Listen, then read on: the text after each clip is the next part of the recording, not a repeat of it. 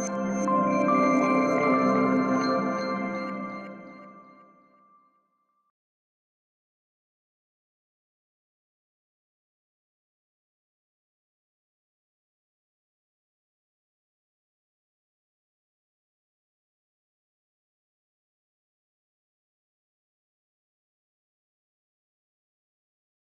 for having me. So this is just a quick summary of what we're going to talk about today. So we're going to start with quick introductions, and then we'll talk about why social is important. And then we'll look at some definitions we're going to use to help talk about these things. Then talk about some metrics you want to keep an eye on when you're trying to understand your social network. And then finally, we'll generalize it a bit for some slightly different cases. I should note that it does get a bit technical in the middle. If I lose you, please try and stay with it, because at the end we try and tie it all back together, and it should make sense, hopefully. So I'm from First Touch Games, hopefully you've heard of us. We're a games mobile developer based in Oxford. There's 20 of us, we've been around for 7 years now, and we mostly make football games. They've had 500 million downloads so far, and we currently have 3 live titles. Dream League Soccer, which is our action football game that's about to enter its 6th year, I think. School Hero, which is essentially a puzzle game, but a puzzle we're solving on football. And School Match, which is our newest title, which is a synchronous PvP game. I'm the data scientist at First Touch Games. We're quite small, so I'm actually the whole data science team. I worked in Attribution for a long time before that, and I've also worked in insurance and finance as well. I'm sure you'll understand that games are much more fun to work in than insurance and finance. And I've got a PhD in graph theory. Now, this is relevant for later on, I'm not just boasting. We talk about some graph theory, and so it helps you guys believe I know what I'm talking about. So the examples we're going to look through today come from our game School Match. So I should explain just a little bit about what game's about. This one we released in spring this year. It is a synchronous PvP football game. People playing real-time 2-minute games, first 2 goals win. But the really interesting thing is, it's the first game where we baked in social as a core mechanic from the start. And as a side note, when we post things on Facebook about the game, we see people requesting that other players become their friends, so they can benefit from these social features.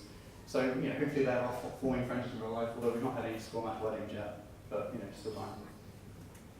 So what is that social mechanic? Well, we have a team of 11 players. This is John, and he's got a captain here, which is named Yellow. But when he logs into Facebook, he then can use his friends as captains as players in his team. So this gives him there's a few reasons he wants to do this.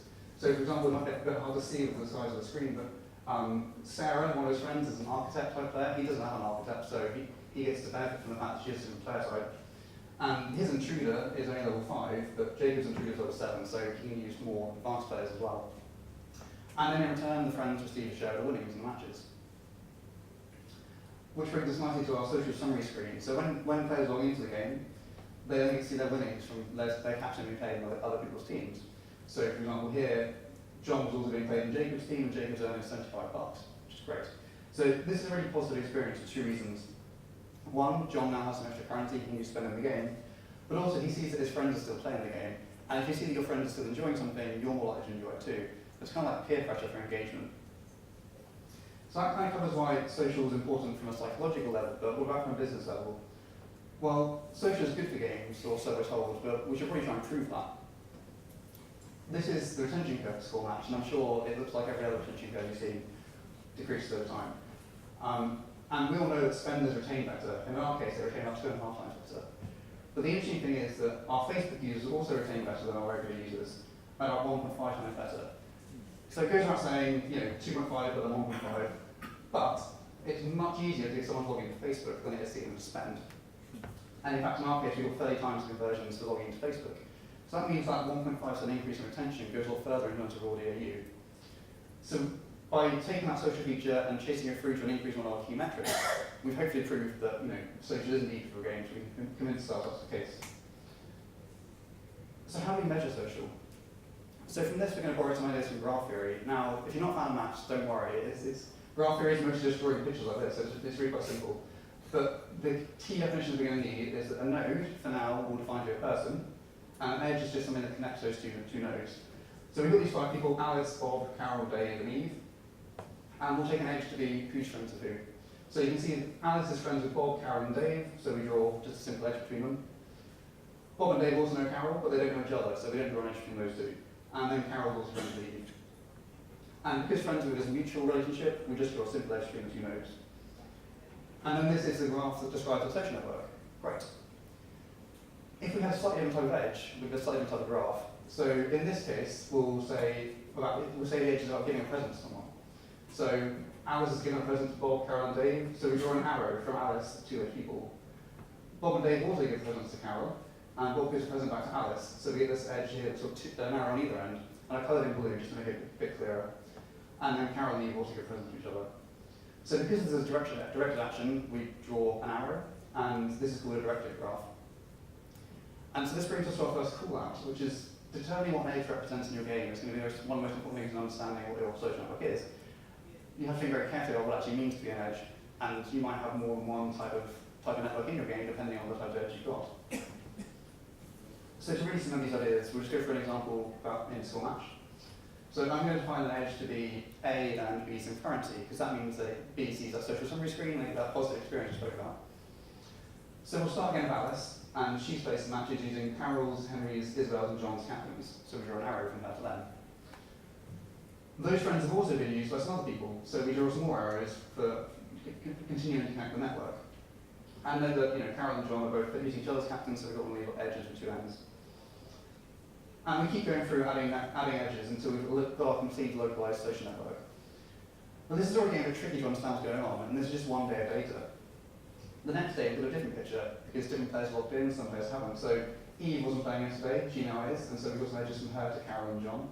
But Kylie, who was playing yesterday, is no longer playing, and so as a result, Grace is no longer part of the network. Friday, different picture again, Saturday, Sunday, Monday, Tuesday, it keeps changing. So even with just 11 users, this simple example isn't really that simple. And most importantly, drawing the graph doesn't really help us understand the health of these things, what these changes really mean. So we need some better ways of measuring that to understand it. So that brings us to our metrics. So the first metric I'd recommend you look at, and definitely the first one you should look at when you're trying to do these things, is just to count the number of nodes you have and the number of edges. It's very simple, but it's really effective. So here we've got 9 connected nodes. See, Bob and Dave aren't connected to the graph, so they're not counted that day, and 18 edges. And there's a Bose metric, you need to divide one by the other to get density of edges.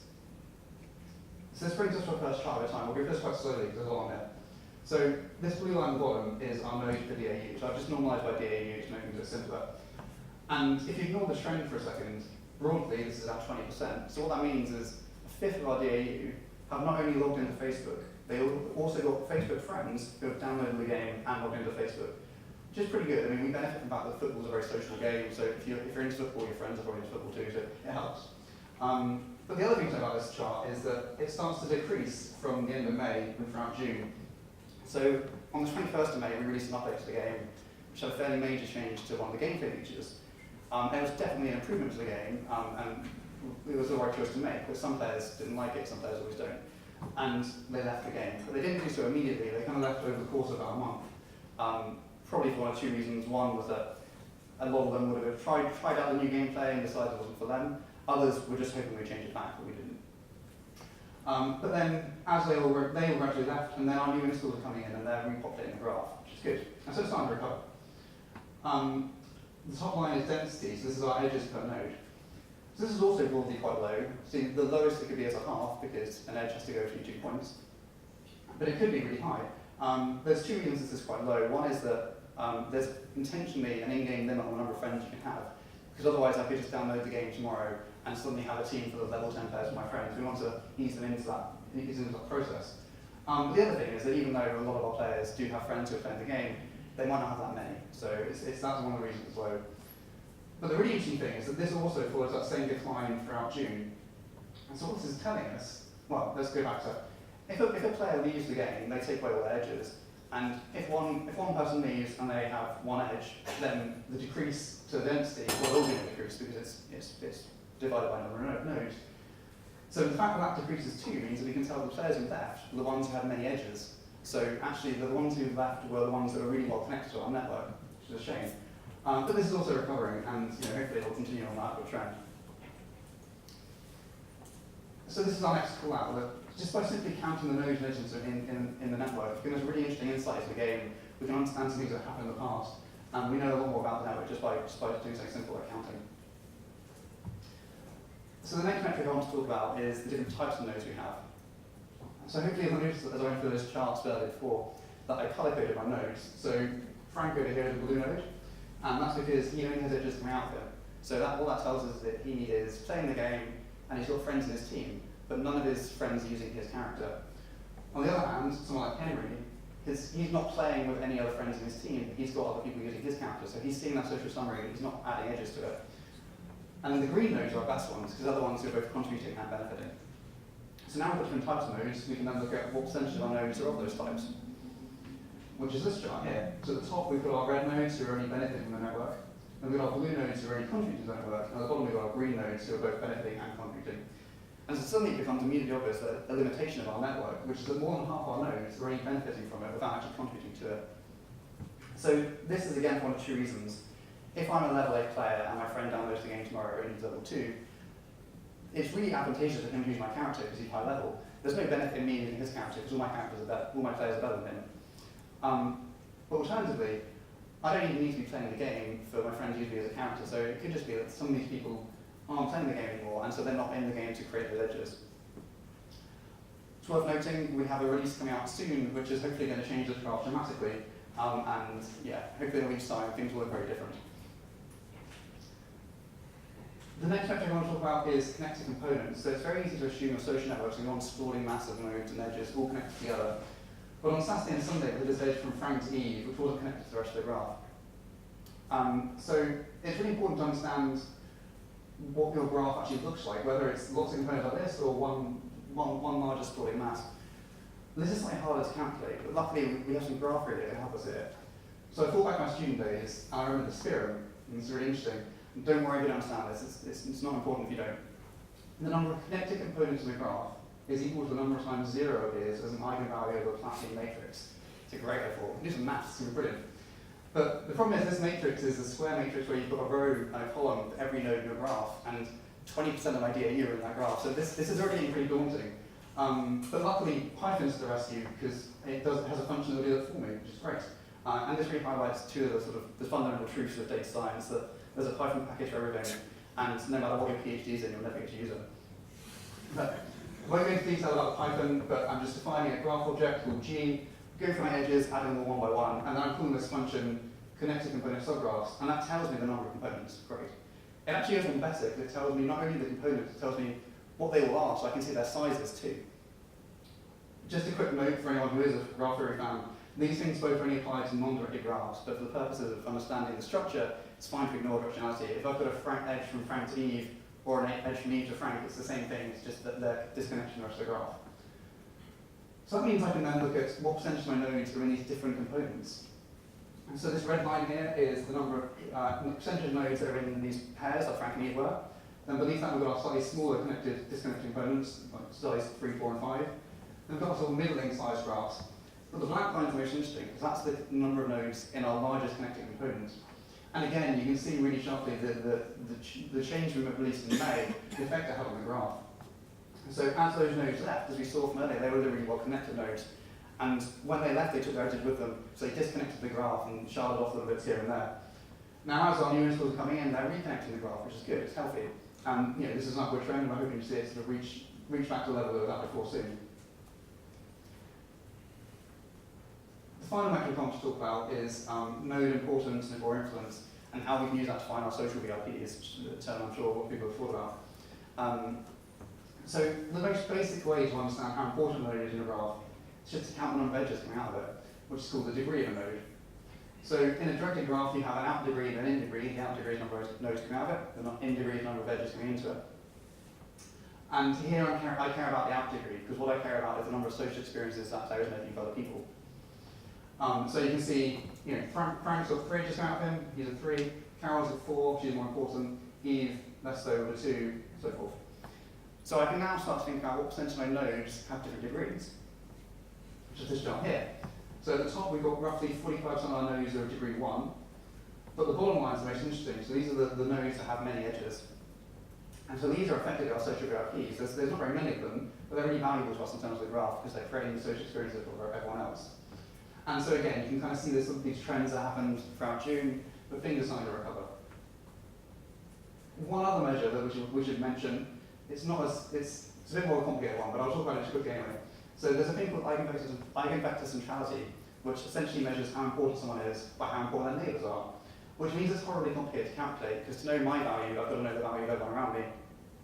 But luckily, again, we've got a function for that, and it spits out these values. And so the only interesting thing to notice here is that Eve now has a higher score than Frank, even though she's got fewer edges coming out from her. And that's because she's only connected to other important nodes, whereas Frank's connected to some less important nodes. But I mean, if you are thinking about looking into this sort of stuff, I would always recommend starting with degree, because it's a very simple way to understand importance. And ultimately, it broadly gives a similar picture to eigenvector neutrality, but for a fraction of the effort. So what have we learned about the social network and score match? Well, we know a few things now. We've got a good percentage of our DU who are connected to the other players, which is good. They're getting that social experience we like. We've got all the connected players already benefiting from, but not contributing to the network, and that we know is going to change, hopefully. We have a fairly low edge density, which means it's a sparse graph, and the challenges that come with that. So that's when players disappear, it disconnects parts of the graph. But we do have this connected core of about 15% of the players, but another quarter of our players are in those tiny little graphs of size 2, and we'd like to get those to sort of come back into the main below graph. And we now know who our sociobiologies are, and we can take care of them accordingly. So if you are thinking about applying this to your games, there's a couple of ways we can generalize some of these things to help, to help in different cases. So one of the things you can do is you can add weights to your edges, which can hopefully give some more insight into the graph. So in our example, we could have said that the weight of an edge represents the number of matches a player played with the other captain. And then suddenly things pop out. So for example, here you can see that Carol played with 3 of her friends quite a lot of times, but John only once. So we might not want to count the edge to John with the same weight. And this is particularly useful if you've got a very dense network, because it's very hard to see what's going on, but if you filter out your low weighted edges, then hopefully some information in the more strongly connected edges bubbles up. A lot of games these days will have clans or alliances in them. And alliances themselves aren't a great social network for 2 reasons. In this top picture, Alex is connected to all the other players in their alliance, but in the bottom one, when she changes alliance, she severs all her original connections. So you might be able to use some edge weights to find some interest in the alliance itself, but you're always going to have a limit on the size of the network, which is the number of people in your alliance. But you remember at the start, I kind of cryptically said that we'd take a node to be an edge. We'd take a node to be a person for now. Well, we don't need to. Alternatively, if we wanted to, we could take a whole clan to be a node. And any actions that happen between clans as a whole become your edges. So here I've got four alliances or clans, and the weights and the edges, let's say, represent the number of battles that occur between those alliances. So it's suddenly really easy to see that red is probably kind of dominating the other 3, that he's attacking them more than they're attacking him. But green and blue are quite evenly matched, and you have potentially a really healthy rivalry. So by taking our clans as a node and looking at the social network at an alliance level, suddenly we get some insight that we didn't have before. So it's definitely worth checking out. This final section I've called prodding the social graph, because I couldn't think of a better verb, but hopefully you agree that it kind of makes some sense. And if you stand there thinking, this will find well, how do I apply it to my games, this is up to you.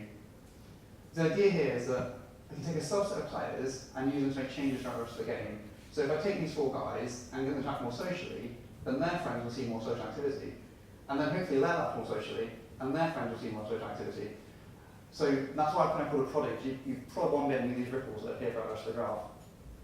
Now this is a slightly pessimistic view of things, because not everybody reacts to the prodding, and when they do, they only impact one other person. So ideally it has something more like this, where each person then affects multiple others. And I've called this the Wayne's World graph, because you know how these things start. One guy tells another guy something, and he tells his 2 friends, and they tell their 2 friends, and so on and so on. So if you can make this happen in your game, you'll be in a very good place, because you suddenly get this sort of viral activity of social within your game. So to finish off, I'm just going to go through a quick example of this, just to kind of demonstrate this sort of thing in action. It's a very simple example, but it works just for the purpose, I think. So if we have a bunch of lapsed players in our game, since they last played, if we have a bunch of players in our game who have lapsed, and since they last played, their friends have used their captain, that means that when they next log in, they're going to have currency waiting for them. So I send them all a push notification telling them that they have currency waiting, their friends have earned for them. And some of them return to the game. Now, 6% isn't great, but it was a push notification for lapsed players. It was going to be a stretch, and some of them might uninstall the game, some will have push notifications, but that's the more important amount. Of those 6%, 2/3 went on to play a match, so this is great. Of those, 42% played a match with a friend in their game. Played a match with a friend in their team. This is even better. And then of those friends who were in those teams, 25% of other lapsed players, which means I've now created a new group who are currently waiting for them as a result. And you guessed it, the background at the top, so we can keep doing the cycle. And so if you multiply those numbers through, the effect is quite small, but you can see that by sort of prodding a subset of users, we can affect the whole graph. And to tie everything together, just to kind of make it make sense, if I took my social VIPs to be the users at the top, I know they're the most important ones to prod. And now that we understand the structure of our graph, we know exactly how far those ripples can go. Because if those social VIPs are in smaller disconnected components, the echoes only go so far. But if they're in that main connected part, it can spread pretty far. So to summarize what we've been talking about today, social is good for games.